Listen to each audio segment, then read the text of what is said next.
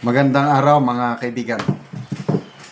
Mag-advertise lang muna ako ha. Mayroon tayong stock ng dark chocolate ngayon. Dito lang kayo mag-contact. 0916-9000-997. First come, first serve ang pag-order dahil limited lang po ang stock natin. Buong Pilipinas ang delivery through LBC except abroad. Hindi ako nagnenegosyo nito. Umiinom lang araw-araw dahil napakaganda sa aking kalusugan. At gusto ko lang matulungan ang mga farmers ng Bukidnon na nagtatanim ng kakao. Kaya itong dark chocolate ang kanilang produkto. Okay, bigyan natin ng reaction, opinion itong post ang balita ngayon. Title: Kung maghahasik tayo ng pagmamataas, aani tayo pagkawatak-watak. Kung maghahasik tayo ng panlilinlang, aani tayo ng kawalan ng tiwala. Ito ang mensahe ni Pangulong Ferdinand Bongbong Marcos Jr. sa mga Pilipino sa kapistahan ng Immaculate Conception ng Mahal na Birheng Maria nitong December 8. Ngayon po, kaya holiday. Immaculate Conception. Ayon sa Pangulo, ang pinanggagalingan ng intensyon ng bawat kilos ng tao at ng pamahalaan ang nagtatakda kung pagkakaisa o pagkahati-hati ang kalalabasan ng lipunan.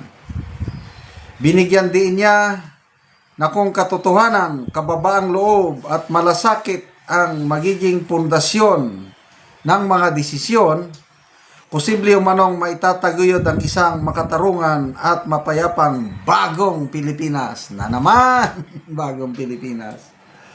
Ipinahayag din ng Pangulo na ang kapistahan ng Immaculate Conception ay paanyaya sa sambayanan na magnilay sa kanilang mga pagpapahalaga at tularan ang kadalisayan, pananampalataya at kababang loob ng Mahal na Birheng Maria.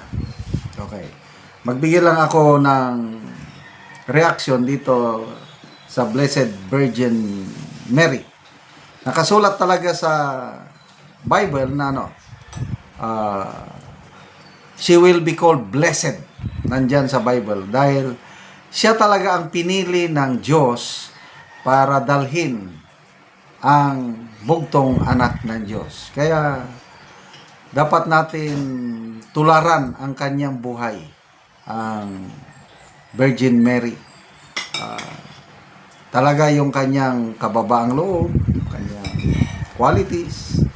Sa dami ng tao nung kapanahon ng iyon, bakit siya pa ang napili? Ayun. So, yun po ang ng kapistahan ng Virgin Mary. Okay. So, dito, sinasabi ng Pangulo na paghahasik, tama ito, yung whatever you sow, you reap. So, maghasik ng pagmamataas, magkawatak-watak. Maghasik tayo ng panlilinlang, mawalan ng tiwala. Tanong, kumusta ng bayan natin ngayon? Nagkakaisa ba o nagkawatak-watak? Ano sa tingin nyo? Diba, deeply divided ang Philippine society ngayon? So, sino ang dapat sisihin? Ang ganda ng simula, unity. Bayan, babangon, muli. Bakit tayo nagkaganito? Grabe na ang hidwaan sa politika. Lalo na Marcos versus Duterte. Yung dating magkasama, ngayon, hiwalay na. Divorce permanently. Tapos sinasabi pa na open daw sa dialogue. No way. Sino ba yung nag-post? Si Commissioner Bilhica man siguro? Akala siguro ng palasyo na ang nasaktan lang ay mga Duterte family sa nangyari kay Tatay Digong. Hindi, sabi niya.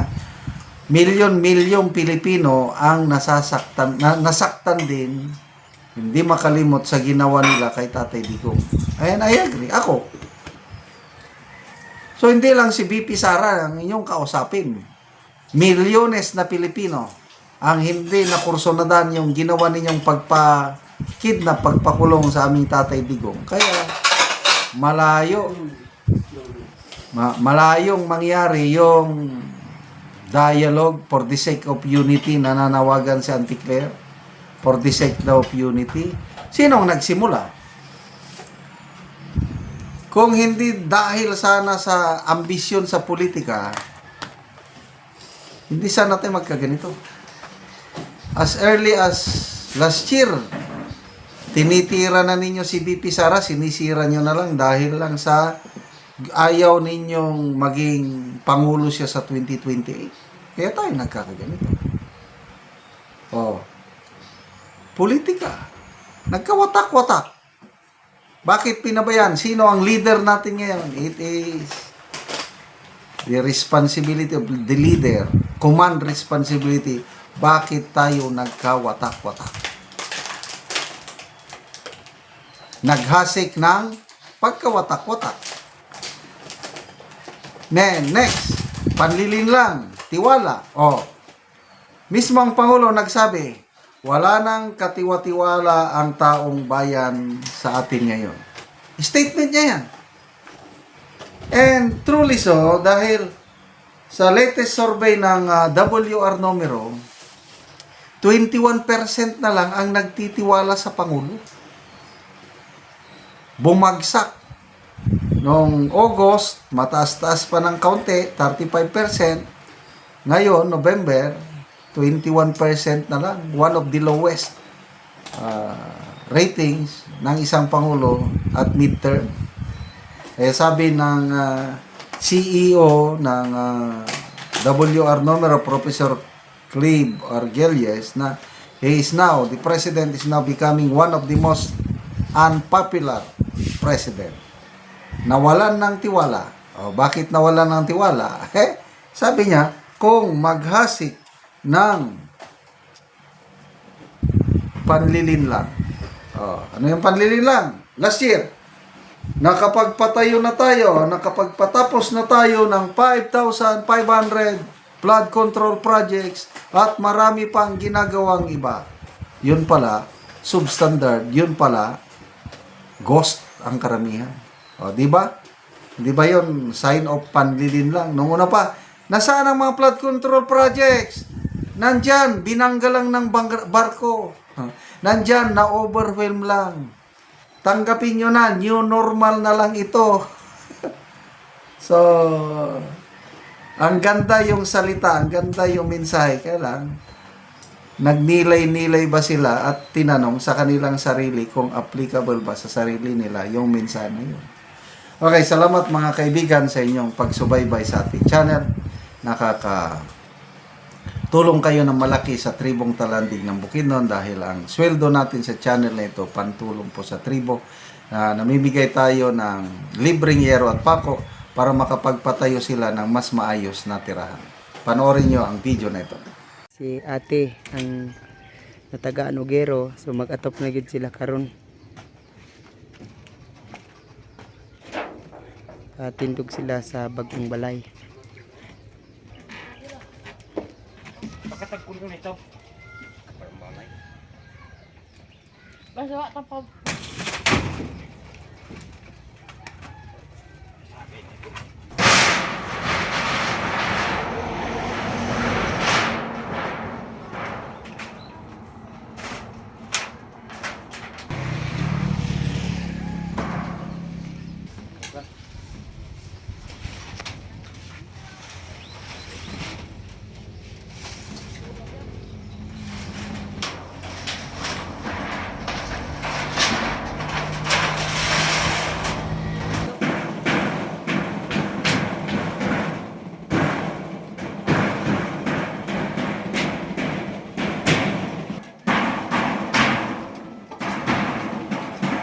O karon te, nindot na gid kaayo ang inyong balay o.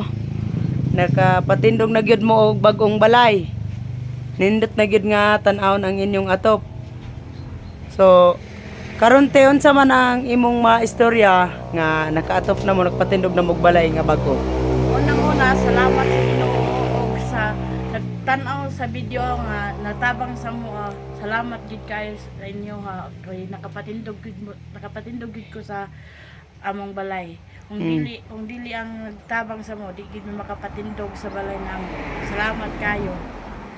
Salamat. Karon te pila day ka bukang imong anak? Akong anak, duha na. Duha. So upat mo nga magpuyo din ani. Oo. Oo. Sige, mara to te. Salamat. Salamat. Sige, bye-bye.